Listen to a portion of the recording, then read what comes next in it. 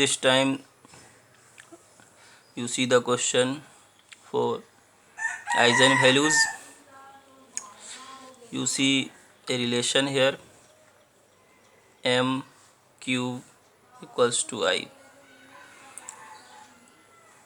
We can write here power 3 because identity matrix for any power is an identity matrix. Now this can be written m cube minus I cube equals to 0.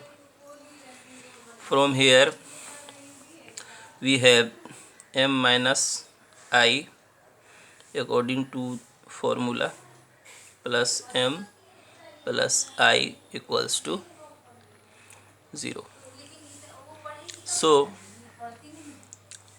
m minus I may be 0 or m square plus m plus I is 0, but in this case m equals to I.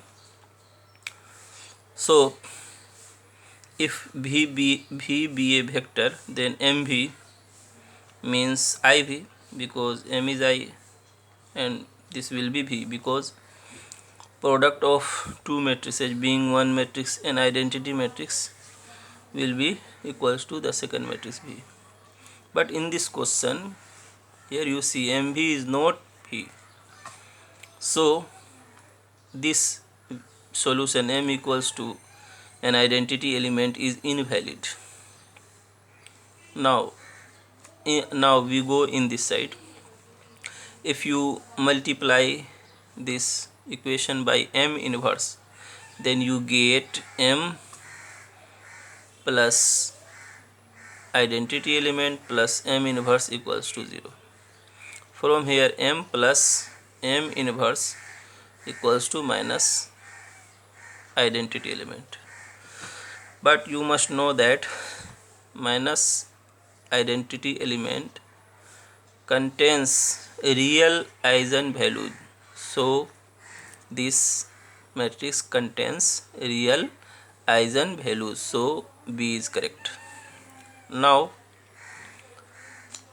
Cm, because this equation holds for this equation given in the question. So and we find eigenvalues for m. For to get the eigenvalues of m, we do lambda minus I naught equals to 0. So lambda will be m will be lambda I. So at the place of m we can put lambda I. So we have lambda square from this and this. We have lambda square plus lambda plus 1 equals to 0. This equation has imaginary roots. Lambda will be omega and omega square. Here omega is imaginary cube root. So imaginary. So m must contain imaginary eigenvalues. And you know that imaginary values occur in pairs, in conjugacy. Imaginary values are conjugate. So m must not contain a real value. So n should be divisible by 2, because if you take 3 then